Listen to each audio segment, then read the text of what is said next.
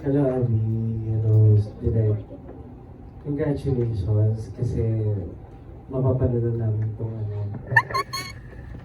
Elisa Batang Kabel. Though syempre given na yung doon sa trailer na sa teaser na pinakita nyo, ano pang masasabi nyo na magandang offering nitong Elisa Batang Kabel na dapat namin panoorin?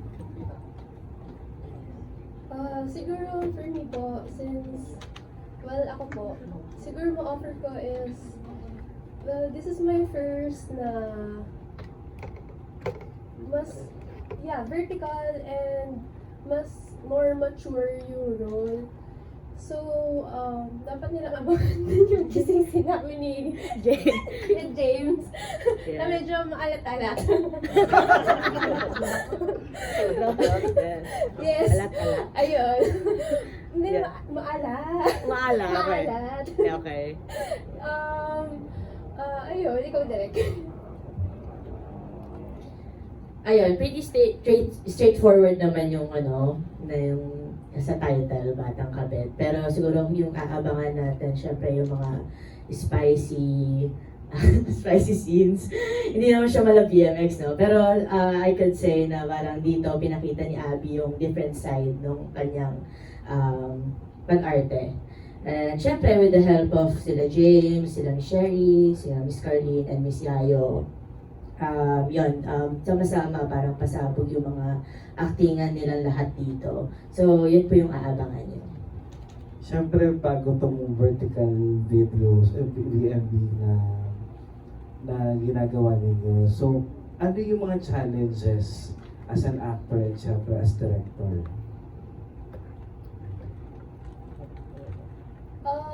Well, for me, siguro yung din po, well, una, since vertical siya, yung distance nung namin ng actor, and tsaka yung atake din po sa pag-arte, medyo mas different siya since mas malaki yung hinihingi ng vertical. Ayun.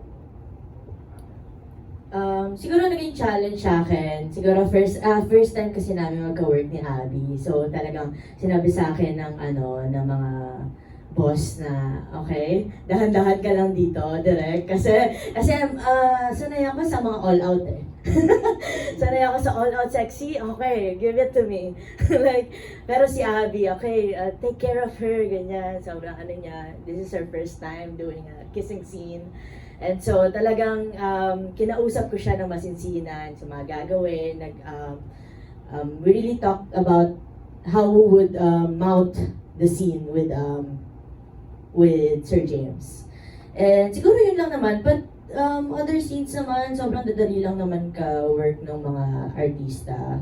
And yun, especially Abby nung mga parang last day natin, nagkaanuhan na kami ng loob na parang wala, it's a fun shoot na lang din. So, yun. Thank you po. Thank you. Sorry po, maraming salamat po. Yes. Wrong timing for that, I apologize. Okay, next up from the Inquirer, let's hear from Alan Policarpio. Hey, Direk, sa inang tanong ko kanina kayo, ano po ba yung adjustment kapag sa vertical or microdramas? How do you make sure na yun nga, laging nakukuha yung attention niya para hindi mag-scroll up, scroll down yung mga viewers? Ayun, kasi nung nakikita ko sa mga drama box, yung mga usual na drama box, diba, parang lahat sila talagang tense yung nag-iigting yung mga pangay, yung mga ganyang acting. So yun, in-apply lang din natin siya. Pero this time, more Filipino yung atake. Kasi yung mga storyline na gusto ng mga Pilipino, yan, yung mga inaapi, yung mga nakakaganti. So we make sure na na-apply namin yun sa scenes na parang, okay, sige, titigan mo na mabuti, sampalin mo. Ganyan, sa bunutan mo, walang pagkukunwari dito. Yung mga ganun ba. So, lahat yon ginagawa naman namin sa scene na parang mapukaw yung atensyon ng Filipino viewers. Tapos yun nga, medyo tricky lang when it comes to vertical no? Kasi dapat dikit na dikit siya eh. Kailangan makita, kung gustong makita yung dalawang reaction ng characters, more than na yung close-up nila, pag gusto mo silang makita magkaharapan, talagang parang maghahalikan na sila sa sobrang dikit nila. So, ganun yung vertical. And, actually, nag-work naman siya. Kasi nakikita mo, ano pa nang gagawin dito? Magsasampalan ba to? Maghahalikan? Hindi mo alam yung mangyayari. So, ganun yung vertical. Medyo tricky siya, pero nakakaano siyang panoorin. So nakakaano rin pala ng curiosity. Yeah. Okay, thank you, Direk. Thank you. Okay, maraming salamat po. Ngayon naman pakinggan natin muli from TikTok People's Journal at Filipino Star ngayon. We have Aster Amona.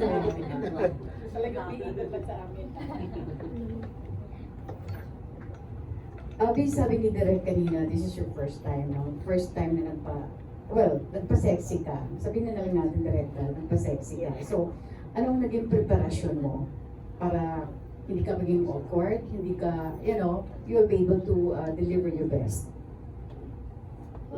Yung preparation ko po is more on, siguro parang mentally, parang hinahanda ko lang yung sarili ko na, kasi at the beginning of the year, parang nung nagkaroon ng birthday blues, tapos na-realize ko na natin, hindi na pala ako. So parang etong project na to, parang sinolidify na lang na I'm ready for more, maybe more mature roles. So, ayun po. Mas mentally yung preparation ko for me. Kay Direk, how would you describe it? Saka yung, anong mga discoveries nyo kay Lisa tuloy, kay Abby? Mentally prepared siya. Dami ko na-discover sa kanya, no? Kahit sinasabi niya sa akin na parang minsan natatakot siya. Nung shoot pa lang, natatakot daw siya, kinakabahan siya, nakikita ko rin sa kanya. And then, parang sabihin ko lang, no! Di ba nga, ikaw yung bata na maganda ka. Ganyan ka man, pero maganda ka. So, yun lang. Inaano ko lang sa kanya yung confidence na kailangan para makita ng tao na, you're worth to watch. Kailangan sa sarili mo, alam mo na kapano panood ka or alam mo sa sarili mo mentally na maganda ka at kaya mong maging sexy in your own way. Yun po. Did you go through, parang sensual workshop? Wala po. Pero yun, nag-usap kami before shooting the scenes. Yan po. Thank you, and of course, good luck to you, Abby. Thank you po. Maraming salamat po. Ngayon naman, pakinggan natin from My Movie World. We have Bernard Santos. Hello. My question is for Abby. How close or far the role that you portrayed here in this scenes? I'm sorry. Gaano kalapit or paano ka nakarelate dito sa character? Kapit ka pa. Parang Years. hindi ako masyadong nakarelate kay Isa kasi parang she's too innocent, tapos nasa pa siya, parang probinsya talaga yung ugali niya. So hindi ako masyadong nakarelate sa kanya, pero siguro dun sa part na pagigante. Pagigante. Hindi, yung pagiging niya lang siguro, yung pagiging strong niya nung bumalik siya. Yun, dun ako mas nakarelate sa kanya. And then how was it working with the veteran actors that we have here, like James Blanco, Yaya Aguila? Actually, naka-work ko na po sila Miss Yayo, si Kuya James. And of course, they're very easy to work with, and considering na this is my first mature role, very inalalayan naman nila ako, even with the staff, kila Direk, even with the DOP.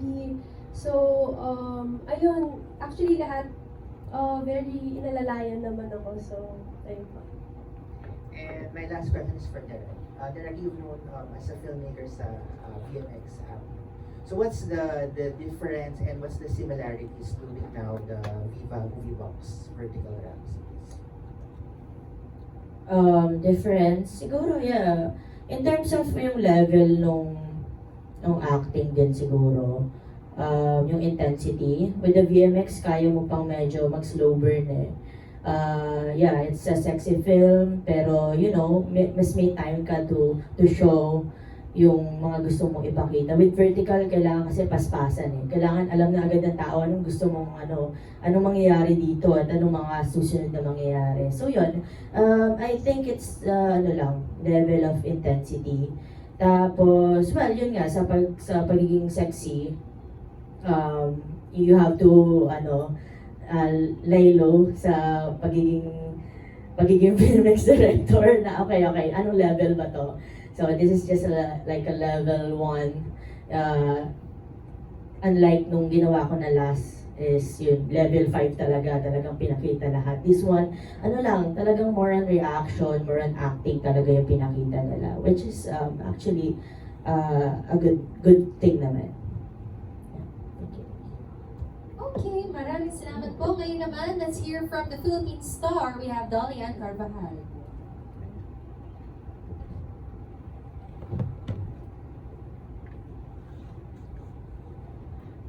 Hi there. How this series make us look at mistresses differently? Will it make us take pity on them or condemn them? May redeeming factor ba? Wala. Straightforward. Wala. Pero pinapakita lang talaga natin how it works sa mga ganitong kwento na, yeah, itong mga kabit na to, well, hindi naman natin masasabi na may mga redeeming factor, pero may mga part na minsan nagiging biktima lang din tayo ng mga ganitong sitwasyon na yun, na lang din tayo ng pag-ibig, nadadala din tayo minsan. So ayun, I think yun lang naman yung kwento nito na about sa pagiging, yung innocence nitong character ni Elisa, yung kung paano siya ginagamit ng mga tao para magamit itong kagandahan ng character niya. Okay, thank you so much. Great question. And next up from Manila Standard, Angelica Villanueva. Hello po. Congratulations, Abby, sa new project mo. Abby, ano yung nagpa-say yes sa'yo sa project na to? Ano yung meron sa Elisa Batang Kabit na ito na yung tamang project for tamang time na magpa-sexy role? Actually, nung una po itong pinitch, tinanggihan ko po siya. Tapos, tinawagan mo ako ni boss. Sabi niya, tinanggihan mo daw. Sabi niya, maganda to. Para daw makawala na din ako sa kahon ko. So, ayun. Tapos nung sinend po nila yung script, actually, very hooked ako habang binabasa ko yung script. Like, every episode, talagang, okay, what's next? Talagang may cliffhanger kasi siya sa dulo. So, ayun.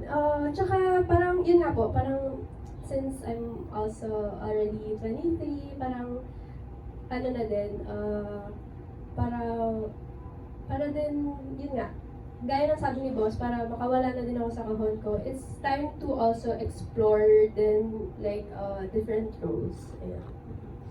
Working with Sir James and with Sherry, may advice ba sila sa'yo with this role na parang ano yung ituro nila sa'yo na ano yung gagawin mo sa labang eksena? Nagbigay ba sila advice?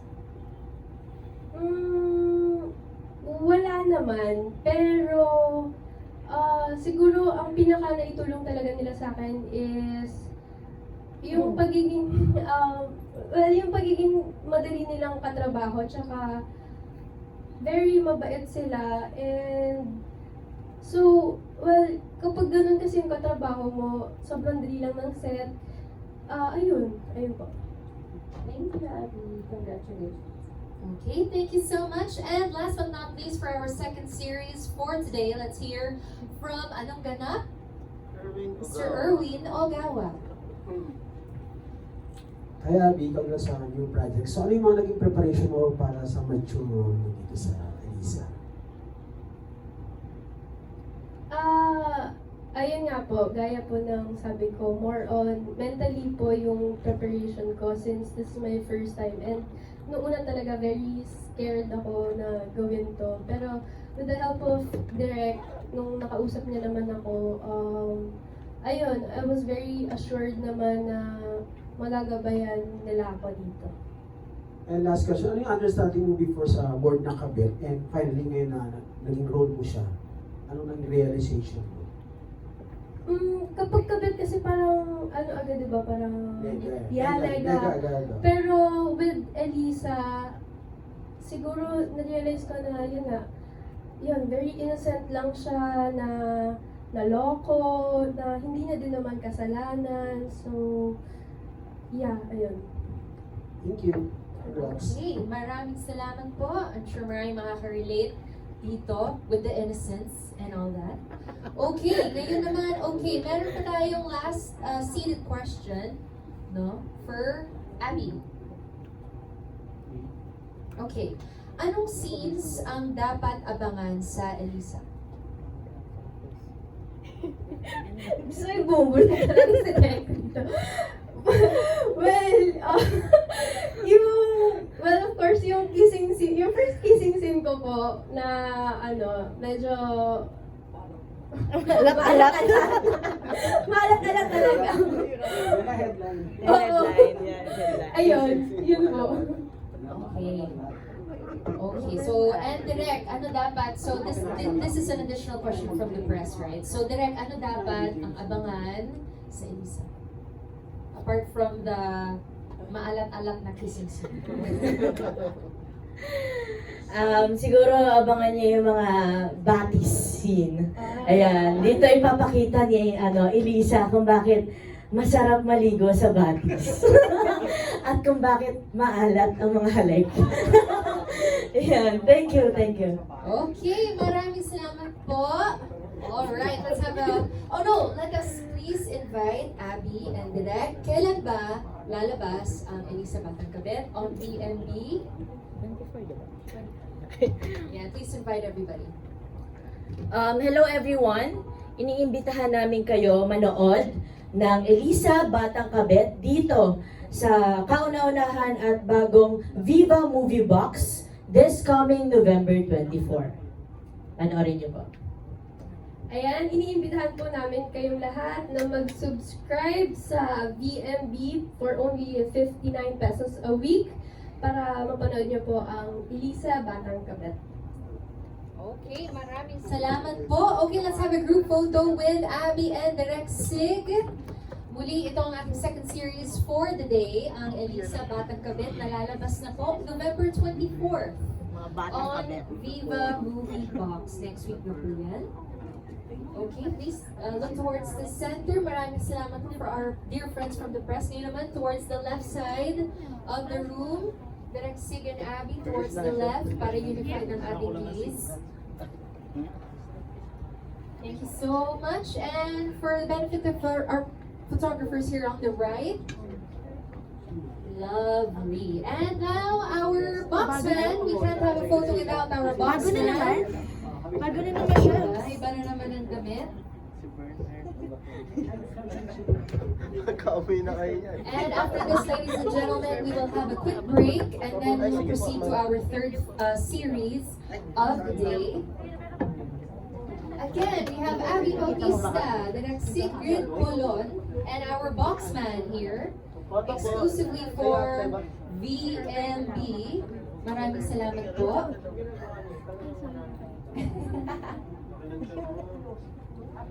Thank you so much. Alright. Ito po muli, para ma-remind lang tayo, ito ang official trailer ng Elisa Batang Kabit. Ay, sorry po.